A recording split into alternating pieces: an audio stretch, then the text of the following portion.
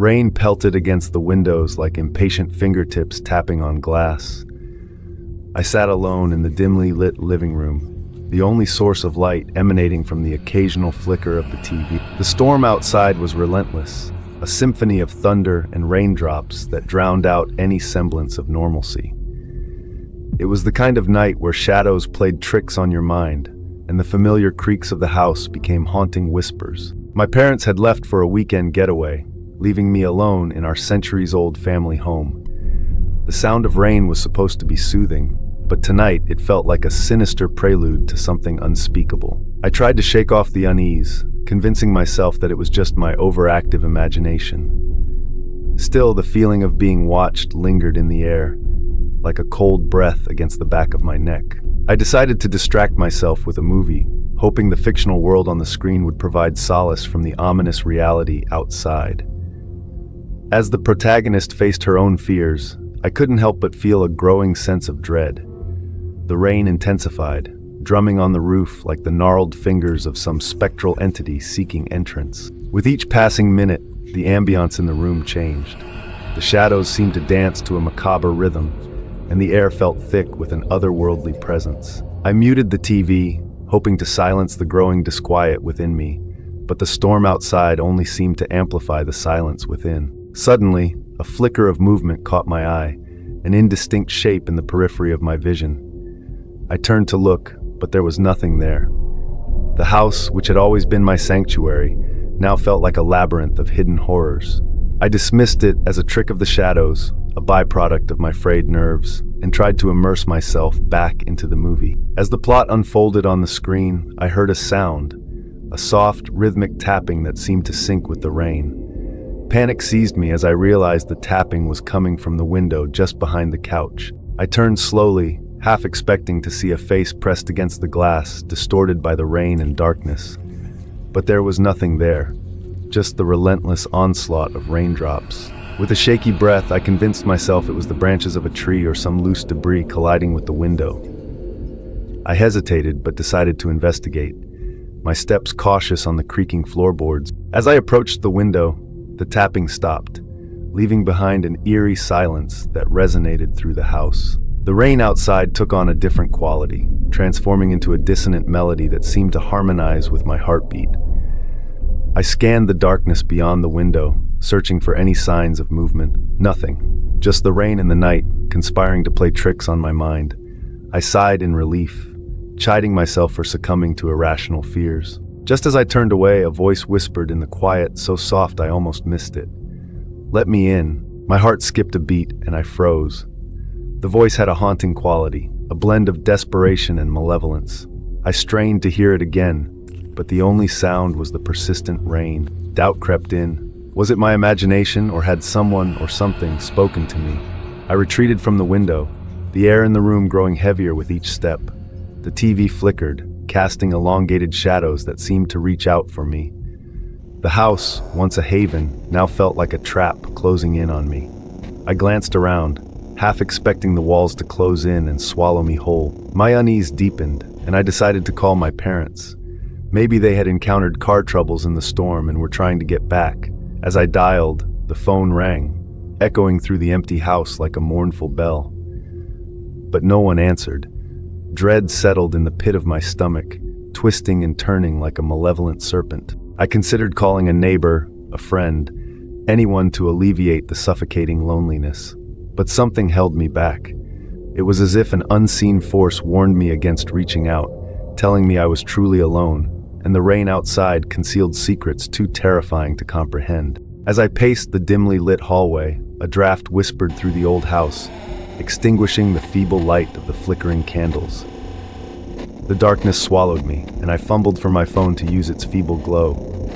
The rain outside now sounded like a chorus of anguished souls, their cries merging with the howling wind. In the oppressive darkness, I stumbled upon an old family portrait hanging on the wall. The faces of my ancestors stared back at me, their eyes cold and distant. It was as if they knew something I didn't, their silent judgment amplifying the growing unease in the air. I decided to brave the storm and check outside.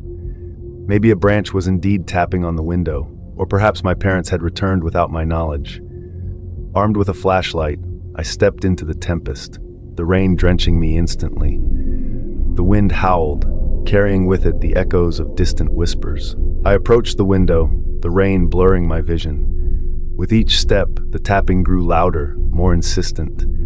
I aimed the flashlight at the source, ready to dispel the mystery and reclaim my sense of security. But what I saw froze me in my tracks. A hand, gnarled and skeletal, pressed against the other side of the glass.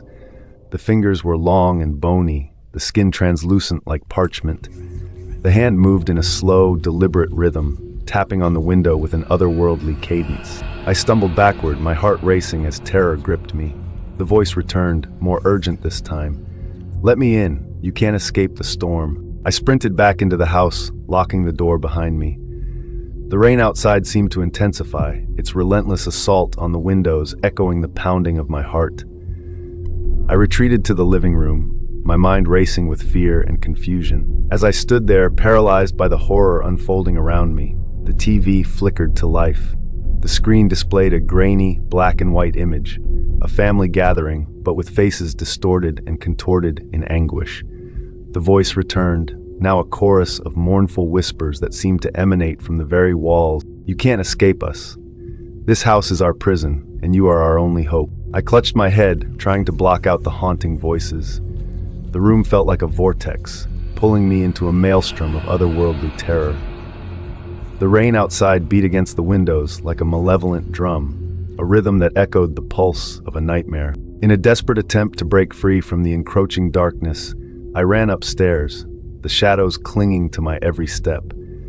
The voices pursued me, their chilling pleas echoing through the narrow hallways. I reached the sanctuary of my bedroom, slamming the door shut and barricading it with trembling hands. As I huddled in the darkness, the rain continued its relentless assault on the roof. The voices outside grew louder, their desperation intertwining with the storm. I clung to the flashlight, my only source of comfort in the suffocating blackness. And then in a moment of heart-stopping revelation, I understood. The voices weren't coming from outside. They were within the walls, trapped souls yearning for release. The rain wasn't just water. It was a torrent of tears shed by the tormented spirits that dwelled within the very fabric of the house. A sudden calm descended upon the room, a prelude to an unimaginable revelation. The walls seemed to exhale, releasing the trapped souls into the ethereal tapestry of the storm. The rain outside transformed into a gentle drizzle, a cleansing shower that washed away the spectral residue. As I opened the bedroom door, the once oppressive darkness had lifted. The air felt lighter, the echoes of voices replaced by the soothing pitter-patter of raindrops against the window. The house, once a labyrinth of horrors, now exuded a sense of serenity. The storm had passed both outside and within. In the aftermath, I stood alone in the quiet house, contemplating the inexplicable events that had unfolded. The rain had ceased its torrent, leaving behind a world reborn. The family portrait in the hallway no longer bore judgment. Instead, the ancestral faces appeared serene, as if acknowledging the release of long-buried anguish. As dawn broke, I stepped outside into the calm aftermath of the storm. The air was crisp, and the world felt renewed. The rain-soaked earth exhaled the fragrance of petrichor, a scent that mingled with the distant echoes of the night's haunting whispers. And as I looked back at the now tranquil house, I couldn't shake the feeling that, in the midst of that tempest, I had glimpsed a realm beyond the veil of our understanding.